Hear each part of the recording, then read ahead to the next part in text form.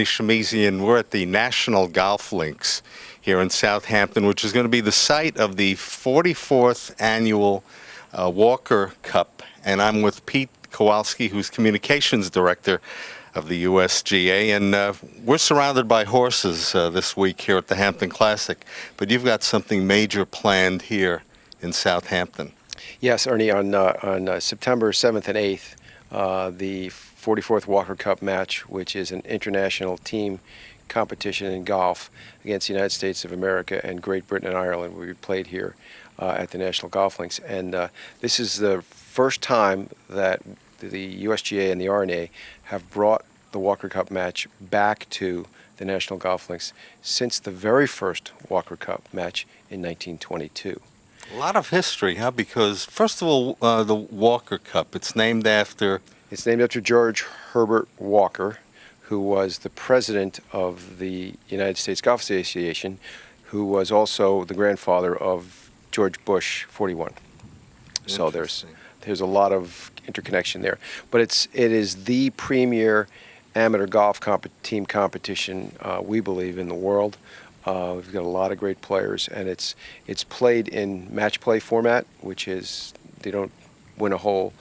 You win a hole, you don't count your strokes except for by that hole. Once that hole's over, you go to the next hole. So if your team or the player scores a 6 and the other player scores a 4, you only lose one hole. You're not 2 strokes down like you would be in stroke play. So this is all determined by the number of holes you win. Pete, in every sport, everyone loves a good rivalry, and we've got one here.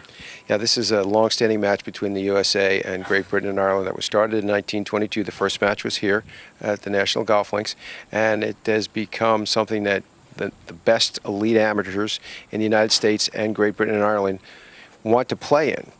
It is an event that started as a result of trying to heal the world a little bit based on golf after World War I through spirited, friendly competition. Obviously, everybody wants to win, and because it's a team competition and because you're playing for your country, there seems to be more at stake, and that's the part of the rivalry that people really can get a hold of here when they come to watch the Walker Cup match at the National Golf Links. Also, you mentioned amateur, and this is, as you said, the premier amateur event. And this is an opportunity for anyone who's able to come here to National Golf Links to view this, of seeing up-and-coming stars, people who are going to be major names in the world of golf. And we often say at the USGA that just because you have not heard of someone who plays in one of our amateur events, that doesn't mean they're not a great player. That happens all the time. People eventually get notoriety for what they do. A young man by the name of Jordan Spieth, who played for the USA at the Walker Cup match in Scotland in 2011, was the youngest guy to win on the PGA Tour in a long, long time, just earlier this year. He was in a playoff just recently with Patrick Reed at the Windmill and finished second. He just played in the Walker Cup match. People like Tiger Woods, Phil Mickelson, Jack Nicklaus have all played in the Walker Cup, and now you know where they stand in golf. What an amazing opportunity, and the fact that it hasn't been here since its inception in 1922. But there's another point to all of this, and that is this is such an exclusive, beautiful golf course, and our viewers will have an opportunity to be a guest here and to enjoy and to be viewers and spectators and enjoy this event. Could we give our viewers some information about that? Yeah, if we went to the website, which is www.2000walkercup.com, there's information on that site. The match consists of practice rounds on Friday, September the 5th, that would be. And then the 6th, I should say, and then the match itself is the 7th and 8th.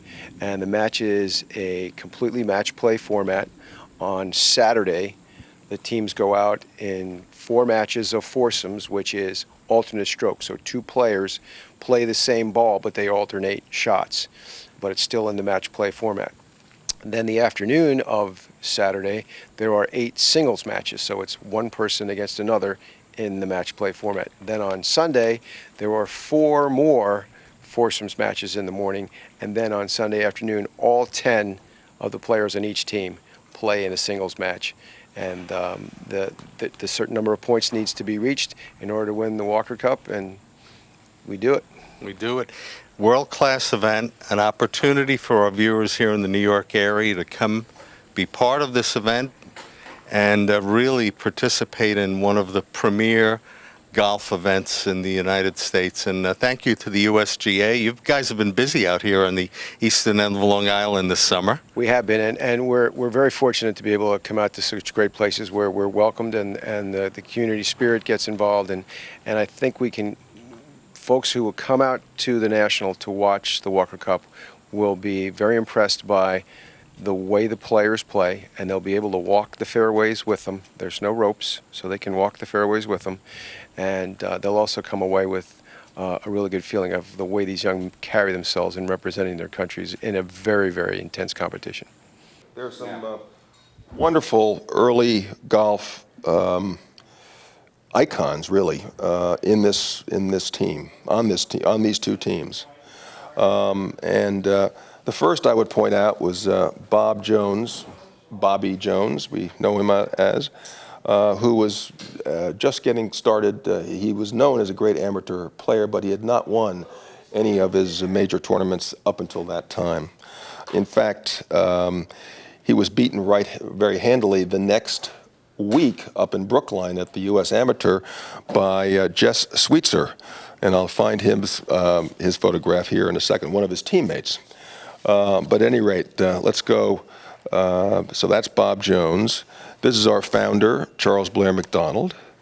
One of the more interesting people on their team is Bernard Darwin, who was the grandson of Charles Darwin, and he was a very good golfer. I believe he played for Cambridge, and I think he was the captain of the Cambridge golf team. And he was one of the great journalists, great golf journalists of all time. And he was brought along by the British, the GBI team, as a journalist to cover this tournament, the inaugural tournament. And the captain of the team is a man named Robert Harris, got sick. And so Darwin had to play for him. And he had a famous match, which we describe in the program, against W.C. Phones. Right here, he was a captain of our team. And W.C. Phones was the son of the founder of Oakmont. And we have a photograph of Mr. Phones right here on the 16th green, trying to hole a putt, just as it looks today. So I think the other thing that we have to sort of mention is that National has not changed.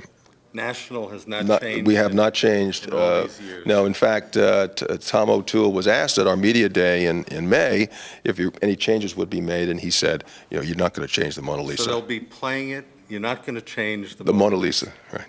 Okay. Wow, that says it all. We have two T's that we lengthen, but that's it. Yeah. Oh, this is amazing. This is making history, from the inaugural Walker Cup match to what's happening here, 2013. Right.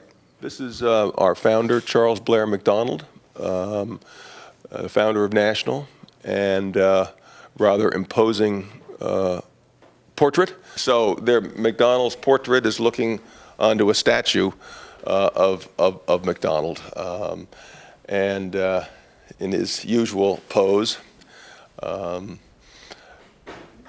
There is a wonderful book that he wrote called Scotland's Gift Golf, and it was written in 1928, and it really sort of sets out his whole reason for National and the history of National, and you sort of get through that book sort of the image of what a kind of person he was. The National Golf Links is alive here and awaiting the Walker Cup, which is going to be played here.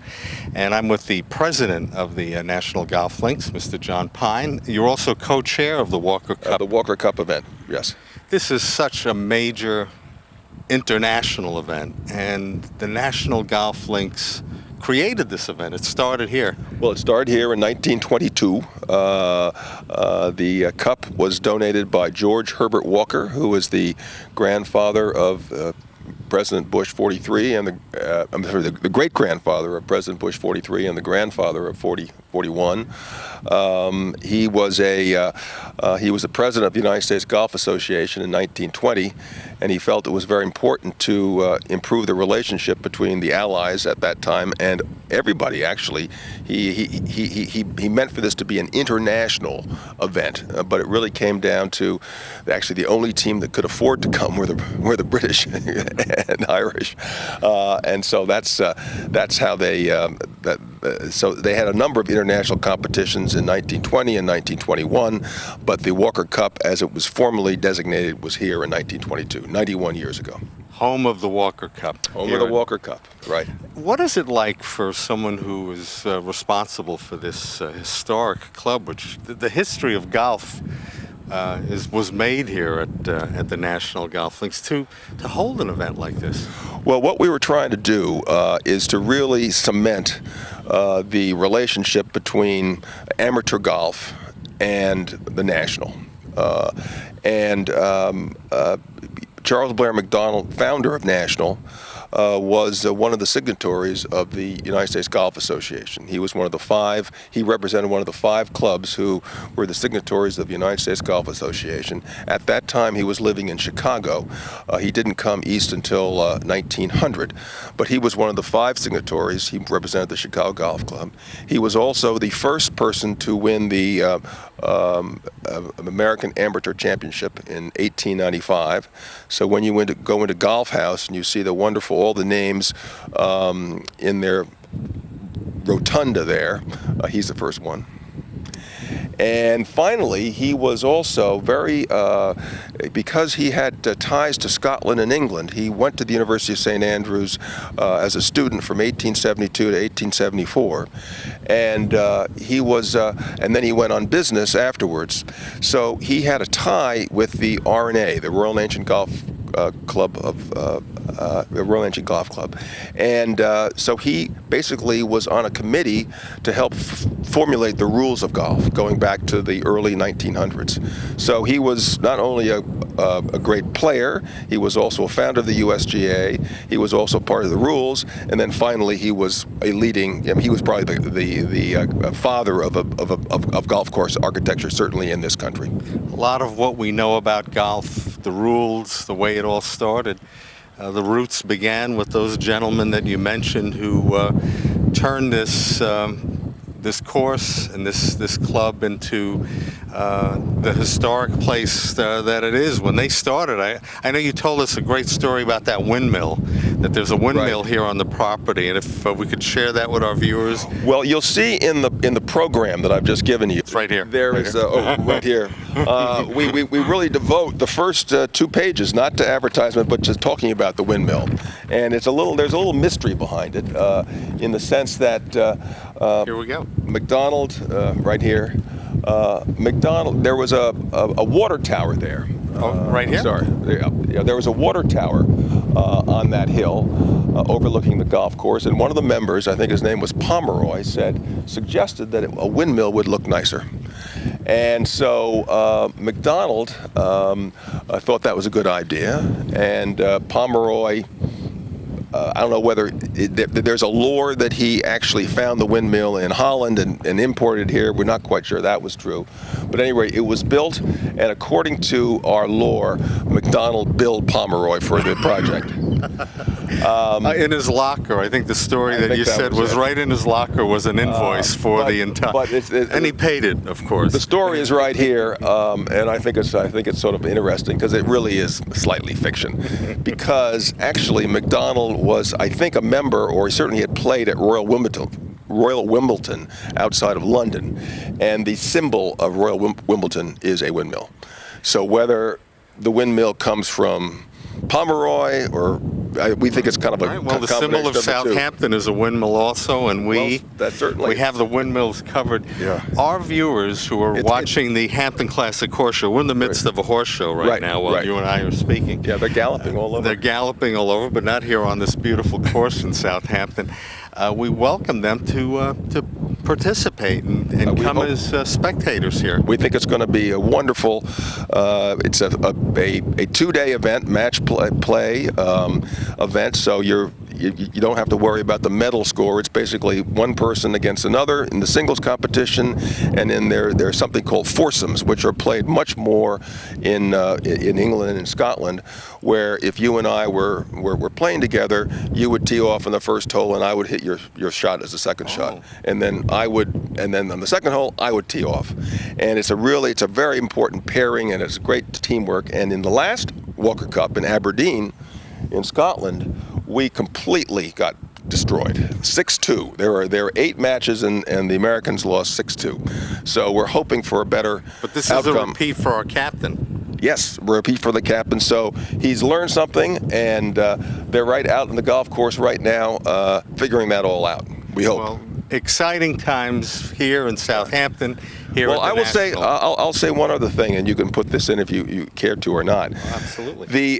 One of the members of the GB&I team just won the U.S. Amateur Yes. up in Brookline at the Country Club, and he is the first person, he is the first Englishman to win the U.S. Amateur since 1911. And that was won by a very famous British amateur called Harold Hilton. And he won the tournament at Appowamus, just across the way here. Having won the U.S. Amateur at Appowamus, he sailed across Peconic Bay to a boat basin that was here in a rather large yacht with a lot of other players. And they played in McDonald's first invitational here in 1911, which Hilton also won. So we don't, we're a little bit concerned about that. Well, yeah, well, that old line of history repeating itself. Yeah. But we thought that was kind of an interesting. Wow, isn't it amazing? The history that's here and the history that you're going to be creating. Yeah. And we invite our viewers who are watching the Hampton Classic Horse Show to check out that website that's listed beneath you and I, John, while we're speaking, and come and participate. It's going to be September 7th. September September 6th we'll have a practice round, which the public is welcome to come to attend, and then the 7th and the 8th of September are the 2 days of play. Excellent. Stay with us. You're watching WVVH-TV's coverage of the Hampton Classic Horse Show. We'll be back with the horses, but keep those golf clubs at the ready.